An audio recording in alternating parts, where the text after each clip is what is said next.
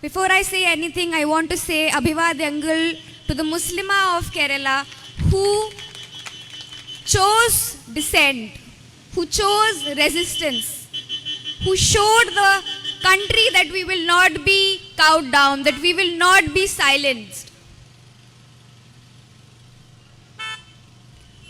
Apps and websites like Bulli Bai and Sulli Deals, these are nothing new. On 1st of January, Muslim women were not shocked. We were not shocked because we have seen this for 70 years. We have seen what happened in Gujarat 2002 and we have seen what happened in Delhi 2020 pogrom. We have been violated again and again. We have been harassed, we have been humiliated, and we have been present on the grounds everywhere. And this just says one thing, that we will never be forced into invisibility, that we will never be forced into silence, and we will be always out there raising our voice every single time. The reason for the creation of apps like these, the reason for the creation of this hatred is not just the right wing. The left wing is as much responsible for this hatred. The center is as much responsible for this hatred because they choose silence. They shake hands with the right wing behind our backs and they say that, oh no, we are your allies. We stand with you. This allyship is costing us our dignity. This allyship is costing us our voice.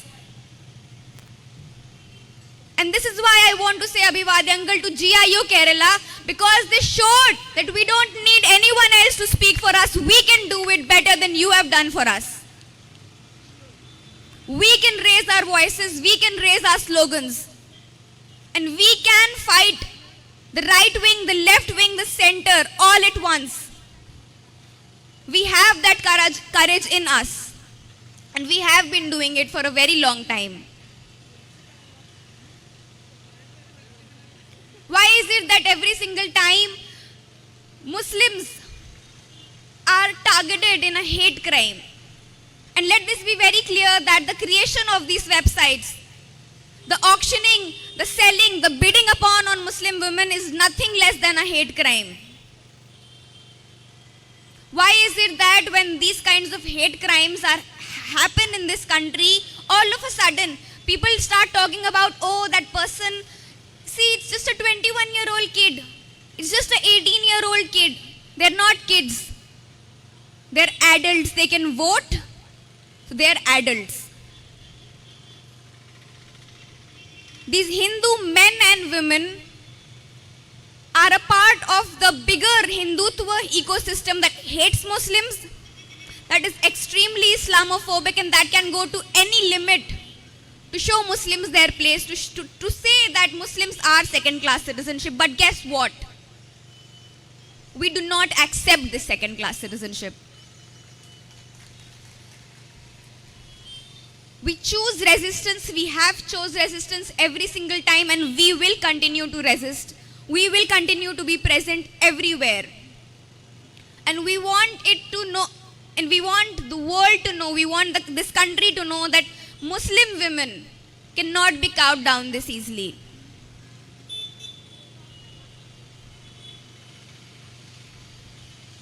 Our presence will always be felt, and we will ensure that our presence is felt.